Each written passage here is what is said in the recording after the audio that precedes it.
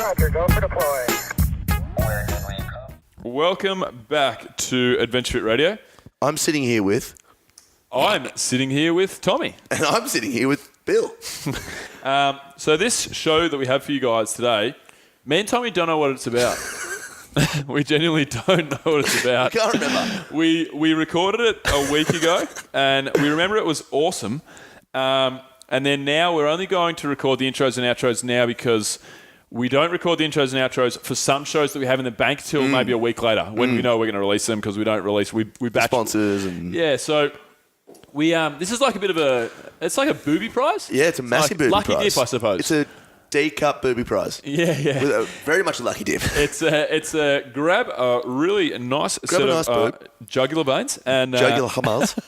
And have a feel. Squeeze through your life content. Squeeze through your humakamanuf.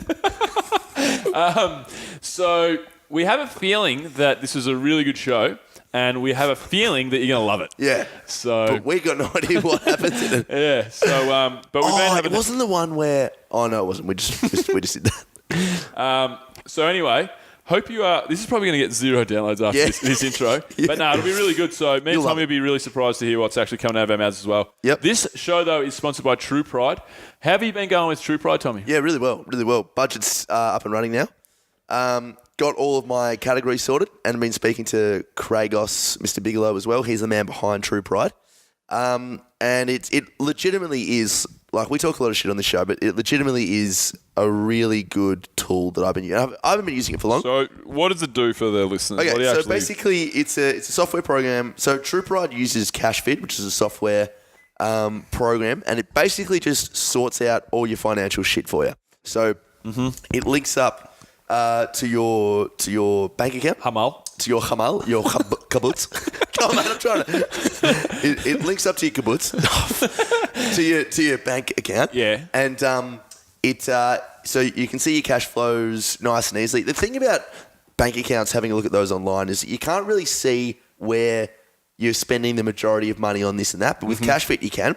You can have a look at food, expenses. You can plug in little goals you want to do, like a holiday to New Zealand, for example, or paying so-and-so back. Yep. And 3 super stylish hookers and 10 bags of coke. Yeah. 10 bags of hokken. And it's really, really good. And it keeps you accountable as well because it's linked up to your bank account. I don't know. It's been really helping me. So the whole idea, guys, is that we're only I'm using this program, so we're only very early into it. But Craig's average is saving people $150 a week, and it costs $97 a week. So it's a month. Sorry. Yes. So it's so it works out to be $600 savings per month for a $97 saving per month. So I'm just going to finish the read. But True Pride are a wealth creation service who work with ambitious individuals and families looking to take control, worry less, and get ahead. If you're looking for a way to take control, worry less, and get ahead yourself, go to True Pride and head to www.truepride.com.au/ADVF, and you'll get a joining fee of $297 waived when you book a call through our link on the website. So Tommy's getting his budget sorted. I'm still getting mine worked out, just because mine's a lot more complex than yours. But it's going really well. So check those guys out, guys, if you want to keep your lifestyle the same, but just save money, really.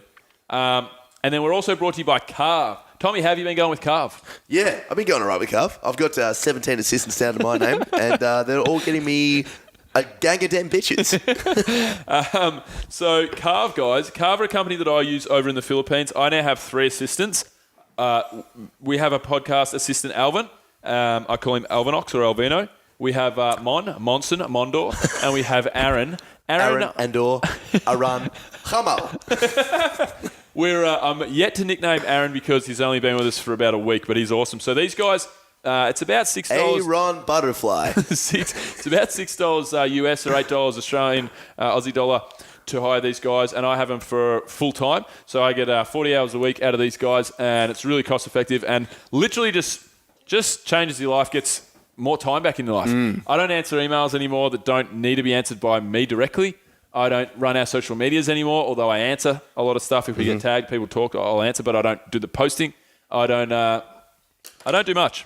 I do a lot, but I don't do. But I'm able to do that through Carve. So if you guys have stuff you want to outsource, all the gym owners out there that are listening, There is so many tasks that you can outsource to the guys at Carve. If you want to get 10 free hours and check it out, head to www.carve.ph/ADVF. Hit me up at doc@adventurefittravel.com. If you have any questions, I can give you a list of like 1,000 things that I use these guys for, which help me out. This podcast is also brought to you by Adventure Fit Travel. Adventure Fit Travel, guys, head to www.adventurefittravel.com. You'll see our Mexico trip that we just released with Jared Fleming, national champion American weightlifter. Carl Paoli is coming to Bali with us. We're heading back to the games next year. We just got 3 inquiries this week for custom trips, so I'm booking up 3 custom trips to Jamaica, Hey, man. to Argentina. I know all about the herb, man. Where's your Argentinian accent? We'll do it again. So we're going to Jamaica. Hey, man, I know all about the herb, man. We're going to Argentina. Hey, bro, what's going on? And we're also going to Estonia. Hello. I'm from Estonia, and I like a spot of tea with, I don't know where the fuck that is. So check out www.adventurefittravel.com. It's in Europe. Oh, here we go. Europa. www.adventurefittravel.com. Here's the show.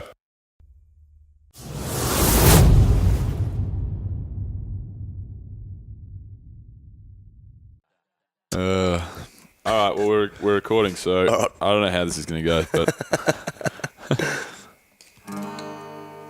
I don't even remember the tune of it. This one?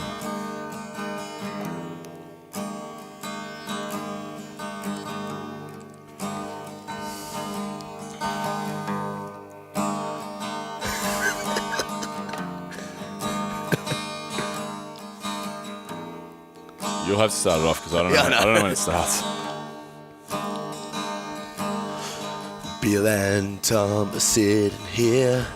My name is Tom. I sound a little queer. I don't know where I'm going with this song. Bill Yes, we are doesn't know. both sitting here. My finger is up, Tommy's rear, and I don't know where we're going with this song. Someday you will find me singing Stacking up a small horse.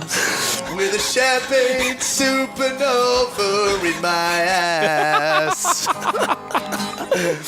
Someday you'll find me. Is this the way the song goes quickly? I don't know, but I am a little excited. You have a little boner. Yes, I really do. Small dick.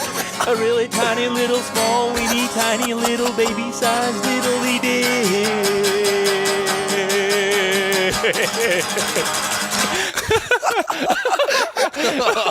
That was way better than I thought it was going to be. I mean, that was fucking garbage, but it was awesome. That was absolute gaboon. That was great. Oh, I love it. Welcome to Adventure Radio. Where we are jamming and singing about our private parts. What should we do with this third? Should we get rid of this? Yeah, we'll plug them out. For everyone at home, we're just we're having some technical issues. We just unplugged the third mic we used to record the Yep. hit. What are we going to call that song? I don't know. There's a lot of options. Yeah. It's got to have something to do with like dicks Champagne or Supercock. This is so champagne immature. shiny small dick. So immature. Remember, we had parents that listened to the show.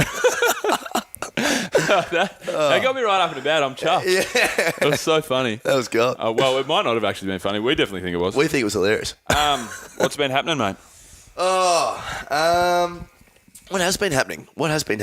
Oh, I know what's been happening. What's My that? mum got married. Oh, yeah. Yeah. How was that? It was so good. Oh, do you remember how I was telling you how emotional I got? Yeah. I was emotional. Yeah. I remember you telling me. Yeah. So I was up there. It was like... You got a sister, right? Yeah, I got a sister, yeah. And just a sister? Just a sister, Yeah. yep. Oh, that I know of. Yeah. Mind you, they are on their honeymoon right now, so... Yeah.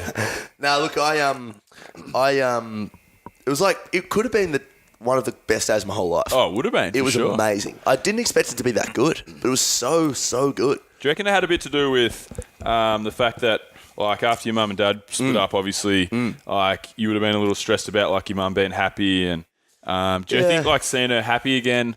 Well, I've seen mum happy because her and her now husband have been together for a while now. So I've seen her pretty happy, but, like, to see her it was a mixed array of emotions. Like, it was seeing her that happy, and also seeing my dad that happy as well. Not because mum was moving on or anything, but dad, like, everyone was just in such a good place. So old man was there, obviously. Yeah, and he was pumped, like, having a great time, and brought the family super close together.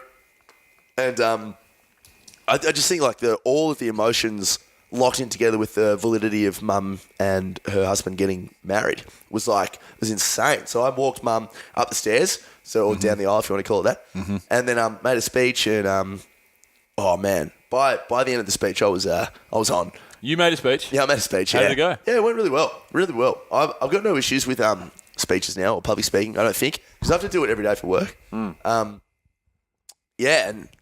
Not quite the same when Well, you not have really to quite the talk same. about a CrossFit workout for 2 minutes in front of that's people right. that you know. Yeah, in front of people that I do know. Yeah, exactly. Speaking in front of a large group of people were you tipsy or was it sober? No, I was sober. Dead I was dead sober for the speech? Yeah. But by the time I started welling up, I had about a couple of Champagne Supernovas in me, that's for sure. Yeah. It was insane. I had to speak at Frey's wedding. I was best man. And I had Is that to your old get... Facebook profile pic? Yeah, that's what it is. Yeah. You look good there. Yeah, I look great, really don't good. I? Oh. I still look just as good right now, obviously. You look very good now, but you look great there. Like, really good. No, that was from that wedding in Bali, and I was so nervous. I had to get absolutely. I was hammered. Well, Yeah, but hammered. it was funny how it worked. I want to know more about your mum and dad's. Mum and your father-in-law's wedding, but because the speeches, I was one of the last speeches, and the MC was a really well-spoken man who was very polite, and I'm obviously not. Yeah. But I can picture exactly what would. So, all right, guys, and now we have the best man, Bill Kerr. G'day, fuckheads. that's pretty much what happened. Yeah. There was the MC, like a couple of older crew, couple of girls talking on Em's behalf, and then there was me. So everyone was very softly spoken and so happy to see them finally in love and so on and so forth. It was really well presented and everyone was very quiet and shy. And then they handed me over the mic and I said, righto guys, exactly what I said. Yeah. And Listen because I have that, my voice is deep and I speak very colloquially and I'm just a dirtbag basically. Yeah. As soon as I grabbed the mic and I said about 3 words, because I was really nervous to get a couple of gags out and stuff. I had a few things that were supposed to be funny, a few things that were supposed to be heartfelt, whatever. As soon as I said about 3 or 4 words, the whole fucking crowd, 200 people, started pissing themselves. Yeah. I hadn't even said anything. Wait, were they laughing or just pissing themselves? That's bizarre. They all at the same time. What was in that drink? It was just a fountain of urine. There was a bladder infection. Yeah, it must have been a barley belly to the next level. But it was funny because it kept happening throughout the speech because I pace around when I'm talking like crazy, like I walk around a lot, and I was speaking in front of the pool, and I'd go to say something. It was nowhere near like a heartfelt punchline or like a gag punchline, and I'd go to say something, and the whole crowd would be like, "Oh!" Yeah. And I'm like, "What the fuck are they talking about?" And I couldn't figure it out. And then after about the 3rd time, they were like, "Hey, stop!" And I said, "What?" And they said, "You're about to fall in the pool." Apparently I'd backed up and nearly fallen in the pool like 10 times. But Surely you just jumped in.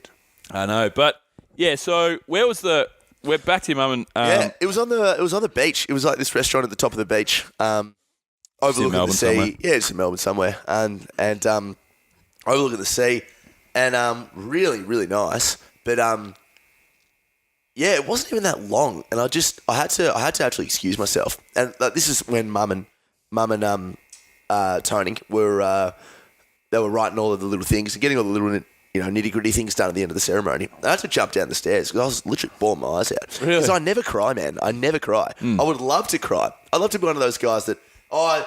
Hang on. The last time I saw Benjamin Button, you seen that movie? fuck yeah. Oh, you cry in that? Yeah, I cry in all movies. Yeah. I cry in Lord of the Rings. Did you? I cry in all 3 different Lord of the Rings.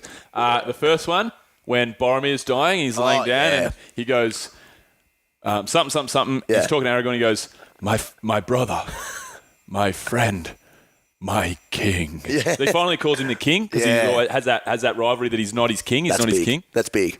When Boromir dies, I cry. The second one.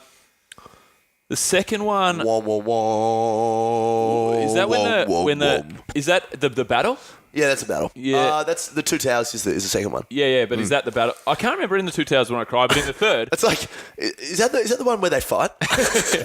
is that the one with the towers, the swords? towers that are next to each other? There's like yeah, it there's is. one more than one, I think. With There's, the I don't other forget what it's called.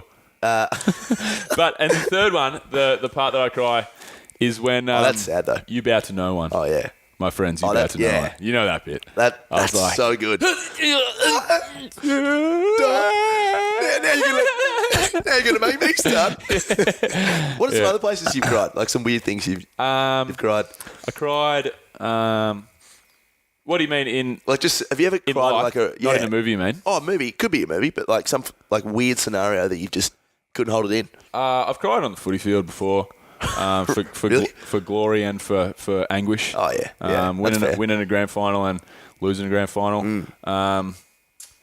It was funny when I cried when I lost the grand final. So when I was under 18s, I played in the seniors, straight into the seniors. Didn't play any under 18s. And then I had a shoulder reconstruction at the end of my second year of under 18s. And then the next year I played in the twos because I just was coming back from a shoulder recon. I just had a pretty shitty year, really. Yep. And anyway, we played in the grand final. I played against one of my best mates. And for Rosebud, we'd won like 14 games in a row. And we lost. And I didn't think it affected me that bad. I'm like, it's only... I thought of it like twos footy, you know. It's only reserve grade, like whatever. And then... It was funny, one of my best mates, Tommy, came up and he put his arm... He saw me... Not the great man, Sirikowski. No, not Sira. No, not Sira. Tommy Patterson. And another great man. And Tommy saw me and we made eye contact. He was in the seniors this year. We did everything with footy together. We played all through juniors, all representative footy. Yeah. Everything. All senior footy, except this year I played in the twos after my shoulder reco. Yeah. Made eye contact with me. And I knew he didn't really have much to say, but I started walking over towards him, and he looked at me, I looked at him. I couldn't say anything. He didn't say anything. He had nothing to say to me, and he just put his arm around me. And you just started hooking up? He just put his arm around me, and as soon as he put his arm around me, it was really weird. I just defaulted to like putting my head on his shoulder, and I just started fucking crying, man. Really? Yeah. So it was real weird. masculine. Yeah, it was real masculine. Well, I cried at the end of The Notebook. I cried through the whole fucking nope. That's It's got about 6 different parts. Cry. But the big part for me, have you seen The Time Traveller's Wife? Nah. Anything with Rachel McAdams in, I'm crying. Because I'm in love with her. I'm actually in love with her. Yeah, you're actually crying because she won't marry you. And I'll never get to marry her. Yeah. I'll probably never get to marry her. Actually, we'll get her on the show.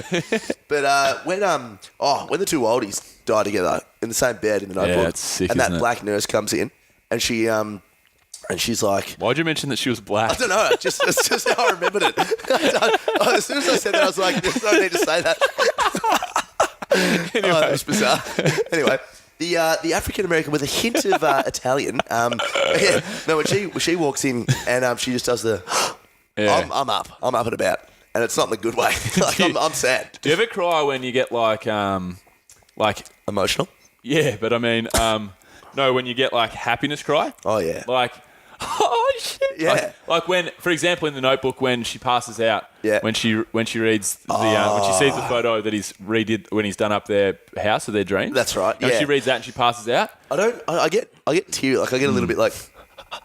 No. Yeah. Like, Yeah. You don't actually. No, you don't actually. I don't cry with tears of joy. You know. I can't. But I imagine at my wedding I'll probably cry. Have you ever cried over a chick? Yes, I have cried over a chick. But not massively.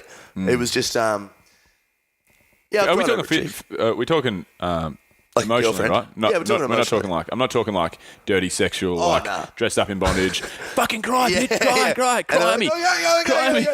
Yeah. But, we're not talking about that. Well, in that case, I've never cried. So go on, though. Who was the chick? Oh, no, she was just a girl. It was the unlucky lady. Yeah, the unlucky. Well, that's right. That's a good way of looking at it. No, this was just first year uni, I think. It was first year uni. And it just didn't, long story short, just didn't work out. And I was right into her. Yeah. Right into it. Didn't work out, No good. Talking about it with Michael Inglis, weren't we? We were, actually. I'd done the same thing. I'd had a little tear up once where I was like, yeah, fuck, this is hurting the inside of my chest cavity. So did the party kick on or anything? Or Yeah, it did kick on. It went to about 10 o'clock or so. Yeah. And then I just drove the old man home. Right. So you're off the booze, are you? Oh, Don't really booze on at all? No, I'm not off the booze, but I had a pot and palmer last night, for example. Yeah. And just some meth, but look, I'm not massively on it. Yeah. Are you? Yeah, I definitely don't. I definitely don't not drink. I got pretty boozy on Saturday night. Oh, you would have. Yeah. For all listeners at home, Bill just had nationals over the weekend, didn't you? Yeah. Yeah. Well, tell us about that. Well, it was a shit result. I mean, I talked about it a little bit on the podcast about I just can't. I got to maybe look at the way that I look at weightlifting because I'm trying to take it really, really seriously. And when I do that and then I have to go away on trips and I can't train and I go back and forth and I'm not injured anymore, which I was for ages. And now it's just, I just get so many stops and starts that I was in really, really poor training form, but that's okay. That never really means much, you know. You can go out there and smash PBs, It doesn't. So I wasn't too stressed. I'm like, it's okay. Normally when I'm on the platform, I perform pretty well. Like some people don't. I genuinely tend to perform well rather than badly. But I got up there. I got up there on the Saturday. Had to compete on the Saturday. My first lift was 102 kilograms. I made it, but I made the lift. But there was an atrium that was filled with seats that went really like concaved all the way up. And yeah, show me that photo. Yeah, you had to try and get your sight at like 3 rows back, like eye level with you. Otherwise, you would just get dragged up to the top of the room and you'd end up lifting with your head up. It's just kind of what people were saying. And then when you got that stood on the platform, you got out there, you could tell. But I set up to lift and then I don't get my sight and then lift. I lift as I'm getting my sight. So I'm like head up and it's all moving. I actually do the same thing. Yeah. So that's never been it's never been negative for me because I've never lifted really poorly. I've always moved pretty well. But as I was doing that first lift, I'm like, fuck, where do I focus my eyes? And the light's shining on your eyes too. So generally, like the 2 comps ago, I made 2 from 6 lifts. I just lifted like shit. I have no excuses. Yep. 1 comp ago, I made 4 from 6 maybe. The 2 lifts that I missed, no excuses, just missed them. I missed my next 2 snatches, and I genuinely fucking blame these lights. I couldn't get my head around it, man. Couldn't get my head around it. Well, because you hit 102, which is a regulation weight for you. I mean, even 105, 110 is regulation for you. Yeah, it was pretty shit. So I couldn't get. I'm going to use that as an excuse. Like it was just, I might have missed them anyway. But I couldn't get my sight. There was lights in my eyes, and I also couldn't focus on anything very well. That was really annoying. But I got a lift on the board. I'm like, fuck, whatever. I'll just go back. Hopefully, I'll clean and jerk well. And then I clean and jerked fucking terribly as well. First one, I've never happened. This is another excuse, I suppose. First one, I've never choked myself out with a clean before. And I was choking myself out and I had to pop it off, try and get breaths before I was going to fucking fall over. And then I tried to jerk it, just had no juice. Clean and jerked 130 on the next one, and then 135 I deadlifted, which I've also never done on the platform. So it couldn't have been a worse competition for me, really. Unless it was raining and you did your ACL.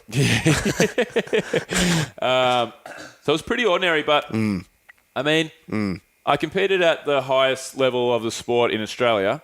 Yeah, that's good. It was fun. Yeah. But I couldn't have expected any more personally with the way that I was training and stuff. I have to make a bit of a decision. I haven't trained this week. I might train Saturday. I haven't trained this week because I just want to have a bit of a break from it, gather my thoughts a little bit because I spoke to Katsy about it. Dan, who's one of my best mates down at the club, who became national champion. I'll talk about that quickly in a sec. But I spoke to Dan about it and I was just like, man, I'm so... It's like a negative.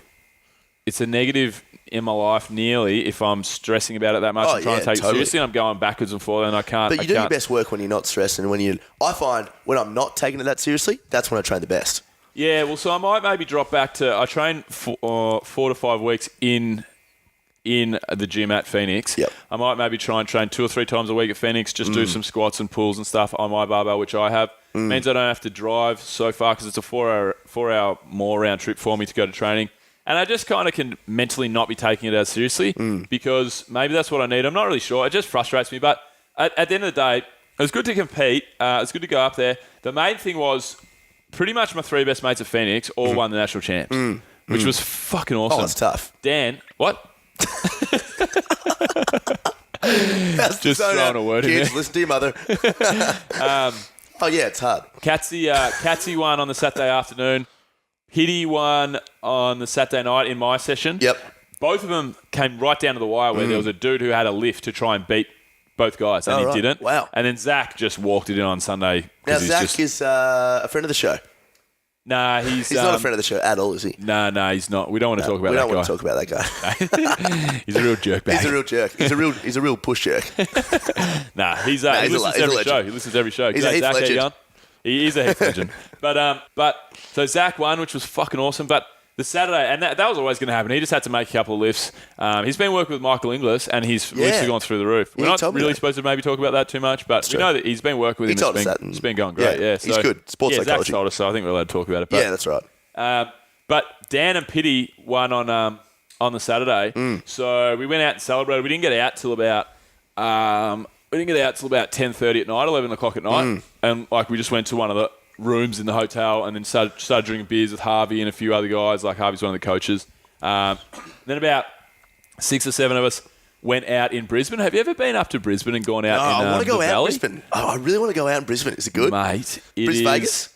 Is it everything you hear about? Bris Vegas is the right word for it. Yeah. Yeah. I never thought they just called it Bris Vegas for no reason. Straight. There's a place called the Valley. Oh, yeah. I think it's called the Valley. And it's basically as far as I remember it or what I could understand, it's a couple of main streets and then that are road streets with nightclubs and bars and stuff on them.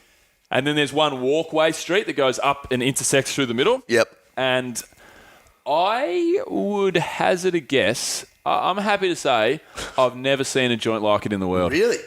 I mean, because... Well, you've been to 35 places in the world, though. Well, the thing is, in Australia especially, on a normal, regular winter Saturday evening, it was fucking mayhem. Just people gacked out of their fucking brains. Yeah, just walking around. Chicks with fucking tits falling everywhere. Really? It was it lacked any class whatsoever. Poise. Yeah. But it was, I was like, fuck, check this joint out. Yeah. It was just amazing the way these people were getting around. It was it was like a circus. Really? Oh, it was full zoo. Is there any chicks with beards or guys with 14 arms? Nah, there was any elephant dude with brands? 6 arms, but no. Dude with 6 arms? 14 arms. None of that shit around. It's probably too much, yeah. Yeah, dude, 6 arms dude with 2 dicks. really? Girl with 1 head. Really? Yeah, 1 head. Hang on. So explain to me 1 head. No. Yeah, right. Yeah, So you've got to get to Vegas if you come into Australia.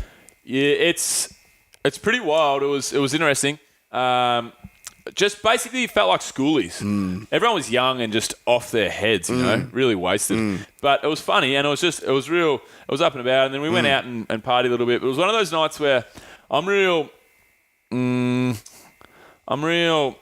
self-destructive sometimes. Not in a bad way. Yep. But if I'm out on a night and I'm not really feeling like I'm getting drunk, I won't really go, I'm just going to wind it in, guys. I'm not really... Or I won't just stay just drinking at the level that I'm at. I'll be like, you got to push hard to get to the level. Yeah. Yeah, this isn't working. So I'm going up to the bar with Catsy and Em. That's Dan and his girlfriend. We're in a shout and we're getting vodka sodas or whatever. Oh, yeah. And geez, they're average. Whenever I drink anything out of a small glass, I just drink beers normally. Yeah, that's if I drink anything out of a small glass, I always normally buy 2 at the bar because by the time I walk back to the place that I'm sitting, one's gone. Oh, absolutely. And Dan and Em aren't that fast drinkers, and they weren't really. They were up and about, having a good time, but they weren't in the same mindset as me, I suppose. So I was getting 1 drink at a time. I'm like, fuck, and then I'd walk back to the dance floor, my drink would be gone. I'm like, man.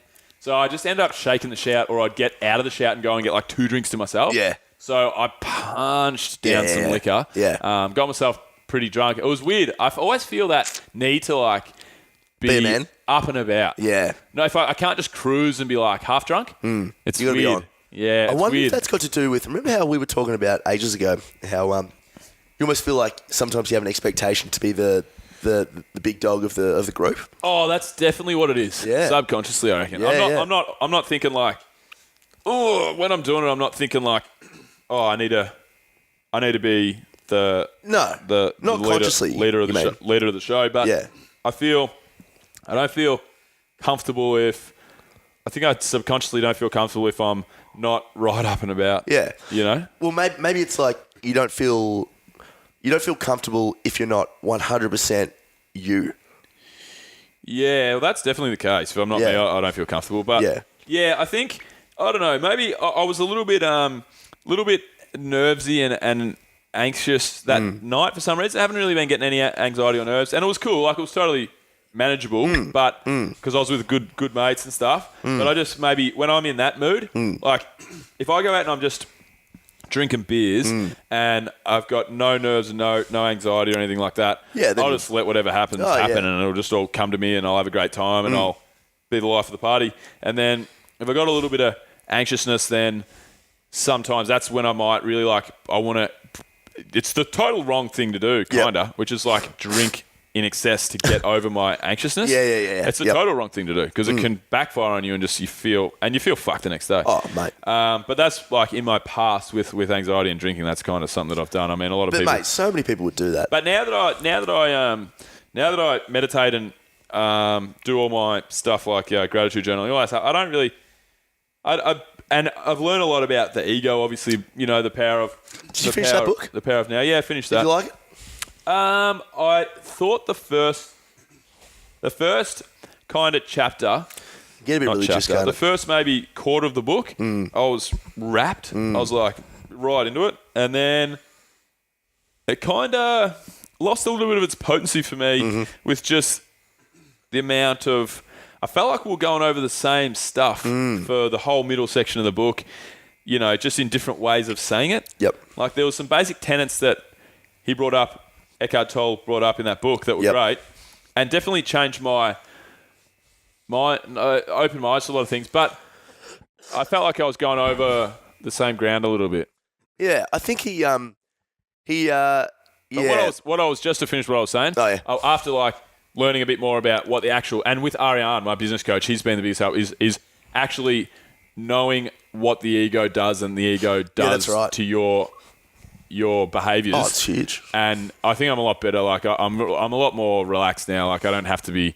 I think it's the thing about me being always the centre of attention subconsciously. You know, I think that's been a part in my life. But I don't think it's as much at all now. You know, I think I'm more mature and more educated on. We'd hope myself. so. You're about 49 years old now, so yeah. Look, Eckhart Tolle. A lot of the book is repetitive, but I think it's a fantastic book. And some of the stuff that really opened my eyes up was his references to parables in the Bible, where he'll talk about how fundamentalist religious people or fundamentalist Christians will talk about, you know, there really is a heaven that you go to, and they're like, you know, there's a hell, and this, you know, Jesus really did turn water into wine and all this sort of stuff. And Eckhart Tolle's stand on it is that it was just using jargon and colloquialisms that were around at the time to basically describe where you can get to if you're internally peaceful. So, like, he describes the kingdom of heaven as this idea that you can reach. You know how in the Bible Jesus talks about the kingdom of heaven is all around you, and I don't actually know that. Oh, right. Well, yeah, because I was brought up in a Catholic school, but so was I, but I don't know anything about that. Right. Go on though. Kingdom of heaven is all around you. You can go to heaven when you pass on and all this sort of stuff. And Eckhart Tolle's understanding of it is Jesus was talking about meditation and living in the present moment. And when you are in the present moment, you've got no fear about the future. You've got no sadness or depression about the past. You are essentially in the kingdom of heaven. So when Jesus is with you and Jesus is all around you and all this sort of stuff, it's basically just you being in the moment. And that's what he's trying to get forward in a lot of the book, I feel. Yeah. See, I think I actually, when you mentioned that to me the other day, I actually feel like I missed a lot of that because I think through the middle part, I literally was on auto mode. Oh, you yeah, know? just reading through it. Where I'm reading words and I go, fuck, I didn't listen to any of that. Yeah, yeah. And then it happens with some books. And then if a book's really something that I'm getting taken away from it because I'm stressing about other things, then I'll go back and I'll read it, or audiobook, I'm always flicking back. But if it's a book where I'm like, I'm not that engaged, I'll be like, well, hopefully there wasn't anything life-changing there. But I do remember a little bit of that stuff. I kind of felt like he was more talking about the way that he looks at what Jesus was saying rather than what Jesus actually meant. Oh, yeah? Is that what you mean? Or? Yeah, I reckon there's both. I don't think he was talking about Jesus as in Jesus was meditatively being at one with himself, and that's what the kingdom of heaven was. See, that's exactly how I took it. I took it why as... do all the Catholics think that we go to the fucking up to the clouds and chill out in heaven? No idea. It's fundamentalism, I believe. I think... And Catholics don't all believe that. It's more extremists, you know, people... I mean, religion to a lot of people is a fantastic thing. You know, it's just essentially spirituality, which you and I love. But it's the extremists and the fundamentalists, you know, exactly like extremist Islamists that will believe, yeah, all that sort of stuff. And when you die, you get called my mate Ishmael, Allah Ishmael, the other day. Allah Ishmael, Jesus, that's relatively offensive. No, he loved it. Oh, did he? Nah, because we always make Allah Akbar gags and stuff. Yeah. I don't. I should say he does. Yeah. He was telling me about... Excellent. But like all that stuff where you go to heaven and you get 39 virgins and all that bullshit, you know. But I took the book as it was just basically telling what Jesus was meaning back then. But why don't, if that's the case, and you say not everybody believes that we go up to heaven in the clouds. That's fair enough. I understand that. But why then is it the only, for me, who I went to a Catholic school, grown up around the Catholic religion, the Catholic Church, whatever. Not religious at all, but I've heard and seen a lot of religion. Why have I never heard anyone else think of it? Why have I never heard anyone else say, well, what Jesus was actually saying is be at one with yourself, be in the present moment, don't be focusing on the past. Why is no one... I don't tend to agree with you. I don't think that's what Jesus was saying. Well, I think a lot of that book, which is a very important historical document, the Bible, has been taken literally. And I think that's false. You know? Literally or... Well, unliterally. Some people literally believe that the earth is less than 10,000 years old, that Jesus literally fed 5,000 people with one fish and a couple of pieces of bread. He literally turned water into wine. He literally did all this and that. And basically, I'm pretty sure the definition of parable or the understanding of parable is just symbolism for what you're actually trying to say. You know, it's just like metaphor and analogy and all this sort of stuff. And I think when you take a book like the Bible literally, you're opening yourself up. You're opening yourself up to a lot of faults. And I think that's how extremist religion comes into play, because they'll look at a book that was written 2,000 years ago and they go, holy fuck, this actually happened, like yada, yada, yada. And then you get, you know, terrorists and you get, you know, the Crusades and all that sort of stuff, you know.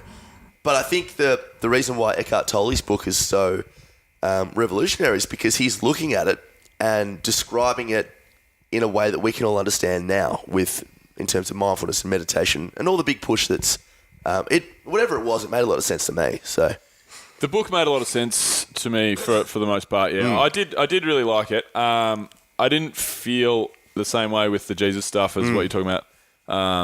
Yeah, but it was good. It was a good book for sure. Have you ever heard of the Noah's Ark flood and the 11,000 years and the Graham Hancock Randall Carlson and stuff? That's interesting, isn't it? That's really interesting. Really interesting. Do you know there's and I'm literally pseudosciencing the shit out of this statement that I'm about to say. Yeah. Do you know there was flood myths dating back to 12,000 years ago that are from about like 15 different religions? Yeah, religions, 15 different because you and I are reading the same book right now. No, I'm not reading. Are you reading Supernatural? Are you reading Supernatural? I'm reading Supernatural. Oh, yeah. I started reading it. Yeah. We both started reading it at the same time. I thought you were reading Supernatural is his second book. Are you reading Magicians of the Gods? Nah, I'm reading Supernatural. Oh, yeah. Yeah. So all where that are you stuff, up to? That's what I'm up to. I'm halfway through nearly. That's exactly where I'm up to. Really? Are you taking the piss out of me? No. Yeah.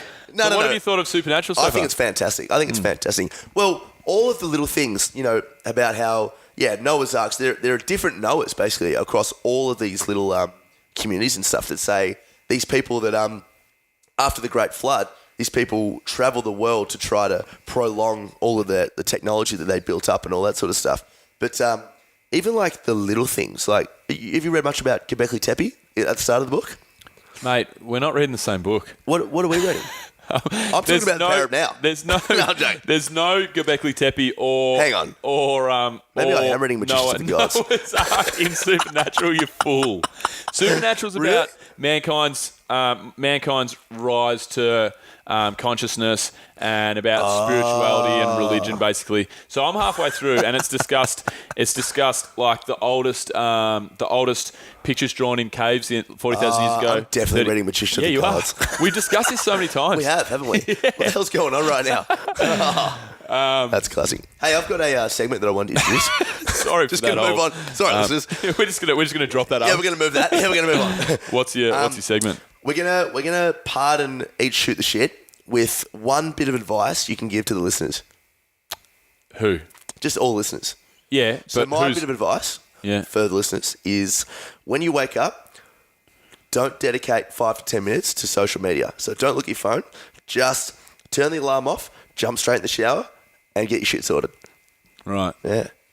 All right, I've got some good advice. Okay. So my advice, guys, is in the morning, again, as soon as you wake, make sure you can clear up the later part of your morning by getting all your social media tasks done early. Get them done straight off the bat, and then you can free yourself up to put your phone. That's fair enough. Yeah. So make sure you look at Insta. Make sure you look at Facebook. Tag all your mates in your latest selfie. And just give everyone a call. No, that's good advice, Tommy. Yeah, good advice. I don't have any. Saves 10 minutes. What does not getting on Instagram? Well, now I can wake up at 5:40 and get to work at 6. You know, I check my phone in the middle of the night. Do you really? Yeah. What time? Emails. Just any time I wake up. Not always, but like a lot of the time. Really? Yeah. You know that can like fuck your head. It's fucked. Yeah. That's why my head's fucked. Yeah. Yeah. It's because they say like the Wi-Fi can really cook your brainwaves. It's I need to start putting my phone. I don't do it every night, but especially like if I roll over at 6 a.m. And my alarm set this morning. My alarm set for 6:30. I wake up 6 o'clock. Sweet. I'll check my emails. I can't because all my business, a lot of the business, everything that I'm doing is overseas. Yeah. So I get a lot of stuff. Big stuff. Anything big comes in the middle of the night, and it's such a fucked up habit. I got to get out of it. I've been all right. What I need to do is I want to get a charging bay that's nowhere near my arm's reach with my phone and just sit it there. Yep. And I listen to music. Now that I'm sleeping next to Jill every night, I don't listen to music as much. But I normally would listen to something every night, so I'd always have my phone next to me because I didn't have like any Bluetooth set up. Yeah, that's right. But it's the fuckedest habit. Yeah, it's bad. Yeah, I do agree. Getting off your phone in the morning. What I try and do, and I know we speak about this shit every day. Nearly every time we talk about our morning routines, and I'm mentioning this in another podcast, but everybody might not listen to it. Yep. But we'll keep dialing it in. So I do my cold shower, gratitude journals next, meditate, and then I try and read. Yeah. Yeah. Well, that's a win. Yeah, that's a big win. So I try to and get read rid of the phone, I'd say. I try and read for 20, 30 minutes before I do anything. So it takes about 45 minutes to do all that if you get 10-minute meditation in, pretty much. And then if I've done all that shit and then I start the day, oh, mate, I'm fucking kicking goals. You're kicking tons of goals. Get fucked, everyone else. Everyone can fuck. Yeah, that's good. All right. Good sesh. Should we call it? Yeah, okay, cool. Well, let's wrap it up. Sounds good. All right. Until next week, guys. Bye for now. Hey guys, so if you like the show, make sure you subscribe on iTunes. That will be awesome. Please. We've actually had a real spike in our listeners. We're going to grow by about 60% this month. That sounds ridiculous. From one listener to 6 listeners now. That's 600%, you fool. Oh, yeah. Tommy's real good at maths. I'm not real good at math. But seriously, guys, keep sharing the show, telling your friends if you do like it. Because the more downloads we can get, the more we can grow. Then the more we can bring to you, really. We can get bigger guests. We can travel a lot. We can bring more video content and just more cool stuff. So help us out there. If you want to get anything out of the show, as in resources from this show, so everything will be linked in our show notes at www.adventurefittravel.com/podcast. Podcast. And also, don't forget our sponsors, True Pride, head to www.truepride.com.au/ADVF. Book a call through the website and get your joining fee waived. Also, you'll save yourself $600 a month. This is on average for a $97 fee. And also, Carve are awesome guys. If you want to outsource your life, outsource the bullshit that you have in your business and get some of your time back, then head to www.carve.ph/ADVF and get 10 hours free using our link. Also go to Adventure Travel. Oh. Lots of shit coming up. Well played. Boom. Well played. And see you next week. Discovery Roger, go for deploy.